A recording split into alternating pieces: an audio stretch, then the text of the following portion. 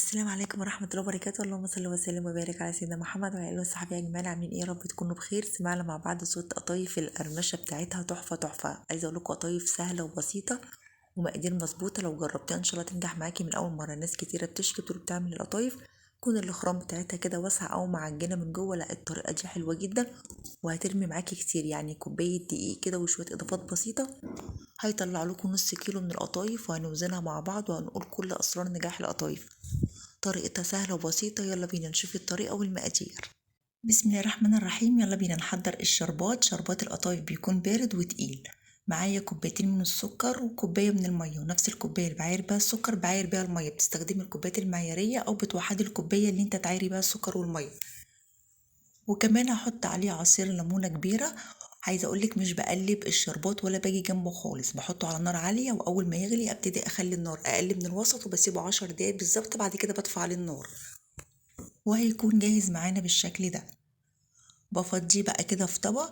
ممكن تحطي فانيليا او ممكن تحطي فانيليا البرتقاني اللي احنا عملناها مع بعض زي ما انت حابه. عايزه اقول انا عماله استخدم فانيليا البرتقاني اللي احنا عملناها مع بعض على القناه تحفه.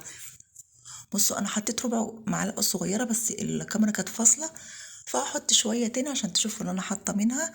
عايزه اقول لكم مخليه الريحه تحفه تحفه تحفه. انا المره دي ما كترتش عشان انا كنت لسه حاطه. وبسيبه بقى كده يبرد وبدخله التلاجة لحد ما يتقل معانا، وكده الشربات جاهز. بسم الله الرحمن الرحيم. يلا بينا نقول المقادير. ان شاء الله سهله وبسيطه جدا، والمقادير دي مظبوطه وتنجح معاكم من اول مره. معايا كوبايه وربع من الدقيق، ده دقيق جميع الاغراض واي نوع. ربع كوبايه من دقيق السمولينا او سمين بسبوسه، ده سمين بسبوسه سايب. معلقه كبيره من السكر ممسوحه، ما تكتريش قوي.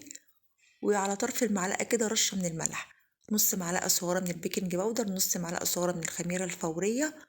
ويا ريت ما تكتروش الخميره الفوريه ولا البيكنج باودر على المقدار اللي انا قلته، علشان ما تعملش معاكم فقاقيع كبيره والنتيجه مش هتكون حلوه.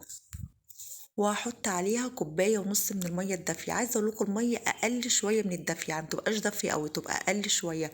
ليه؟ علشان ما تخمرش معاكم بسرعه، وكمان ما تخمرش معاكم وانتوا شغالين، وبرضه هتعمل معاكم فقاقيع كبيره. خلوا بالكم من الملاحظات اللي بقولكم عليها عشان ان شاء الله تاخدي احلى نتيجه للقطايف. بقلب بقى كويس جدا جدا لحد ما الاقي ان الخليط كده بقى معايا ناعم ومفيهوش اي تكتلات. عايزه تضربيهم في الخلاط كل المقادير على بعضها تمام، بس هي سهله جدا. بعد كده ده القوام بتاعه ما بيكونش تقيل قوي، بيكون خفيف شويه وبرده مش خفيف قوي. ده القوام مظبوط. امشوا على المقادير بالظبط وان شاء الله تنجح معاكم. بغطيها وبسيبها بالظبط 10 دقايق. انا مش هخليها تخمر، انا عايزاها بس تريح كده 10 دقايق. بعد ال10 دقايق حطيت على طرف المعلقة بيكنج صودا أو كربونات الصوديوم، رشة خفيفة جدا. عايزة أقولكم بتظبط معاكم القطايف جدا جدا. جربوا المقادير ديت يا جماعة، والله العظيم تحفة.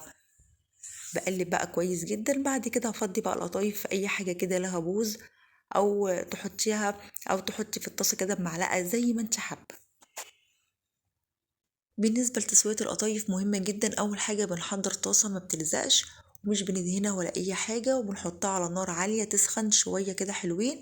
بعد كده بنهدي النار ونبتدي إن احنا نصب القطايف في الحجم اللي انت عايزاه. ثواني هنلاقيها بعد كده ابتدت تعمل فقاقيع صغيرة جنب بعض متوزعة على القطايف، وهي كده هتبتدي إن هي تستوي.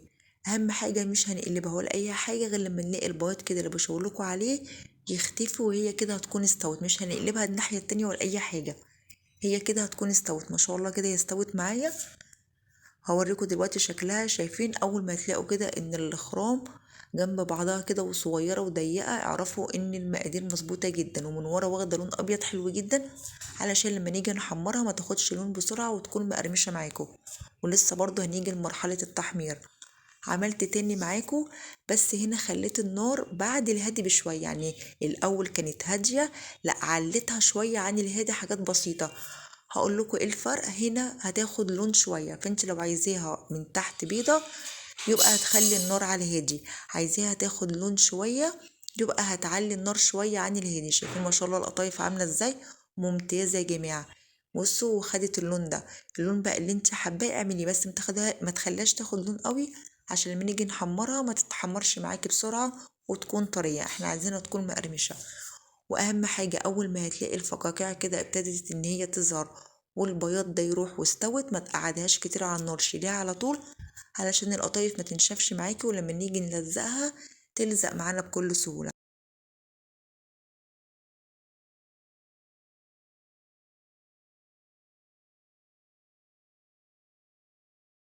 اول ما بتطلع القطايف من الطاسه لازم نكون محضرين فوطه نضيفه ونحط عليها القطايف ونغطيها ونسيبها علشان تطرى معانا القطايف. ما شاء الله القطايف طريه وحلوه جدا.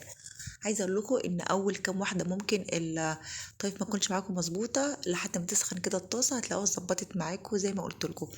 ما شاء الله حلوه جدا جدا. والاخرام ضيقه، تعرفي ان القطايف ناجحه لما تلاقي الاخرام بتاعتها ضيقه، ولما نقلبها الناحيه التانية ما بيكونش فيها خرام واسعه ولا اي حاجه. عملت شويه بقى كده ابيض وشويه زودت اللون شويه كده احمر، علشان خاطر ان انا الابيض ده اللي انا هقليه، والاحمر هبتدي بقى ان انا احشيه شوكولاته او احشيه كريمه زي ما انتوا حابين وهي نيه. تمام. ممكن على فكره تحشيها مكسرات وتقفلها كويس جدا وتحطها في كاس تلاجة وتخرجي منها الهواء وتحطها في الفريزر، وبعد كده تطلعيها على التحمير. شايفين بقى كوبايه وربع دقيقه عمل لي نص كيلو من القطايف، بجد موفره وحلوه جدا جدا. بعد كده هبتدي ان انا احشي القطايف اي حشوه عندك. انا معايا جوز هند وزبيب وسوداني، هبتدي ان انا احشي القطايف واضغط عليها كده كويس جدا عشان تتقفل معايا وما تفتحش معانا واحنا بنحمرها. لو انت ما قفلتهاش كويس هتفتح معاكي وانت بتقليها في الزيت. اكون بقى محضره زيت غزير ولازم يكون سخن، وهاتيها كده في حله صغيره او طاسه صغيره عشان ما ياخدش معاكي زيت كتير. اول ما الزيت يسخن معايا هنزل عليه بالقطايف، بعد كده اخلي النار وسط. ليه؟ علشان القطايف تقرمش معانا. والخطوة دي مهمة جدا جدا. أول ما نحط القطايف بعد دقيقة نبتدي إن احنا نقلبها، نفضل بقى نقلبها كده يمين وشمال عشان القطايف تاخد معانا لون ذهبي حلو وتكون مقرمشة. لو سبتيها تاخد لون من جنب وبعد كده تقلبيها مش هتكون النتيجة حلوة. بعد كده بطلعها على المصفى عشان تصفي الزيت وبسيبها كده لمدة دقيقة. بعد كده هبتدي ان انا احطها في الشربات. واهم حاجة اول ما نحطها في الشربات بقلبه كده كويس جدا. الشربات معايا تقيل بسيبه لمدة دقيقة، بعد كده بطلعه برضو على مصفى عشان يصفي الشربات الزيادة. شايفين حلوة جدا ولونها وطعمها روعة.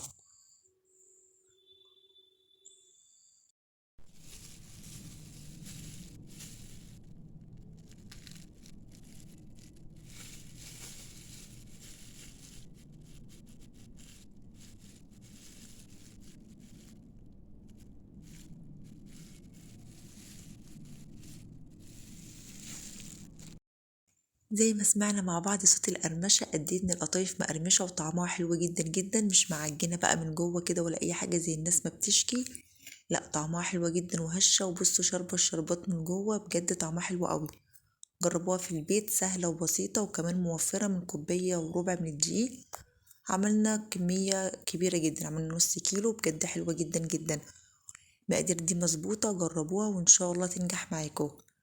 انا جربت قطايف كتير بجد، الطريقة ديت والوصفة دي ممتازة ممتازة. اتمنى يكون الفيديو عجبكم وتشتركوا في القناة وتفعلوا الجرس على الكل وما تنسوش تعملوا لي لايك. اشوفكم في فيديو جديد، مع السلامة.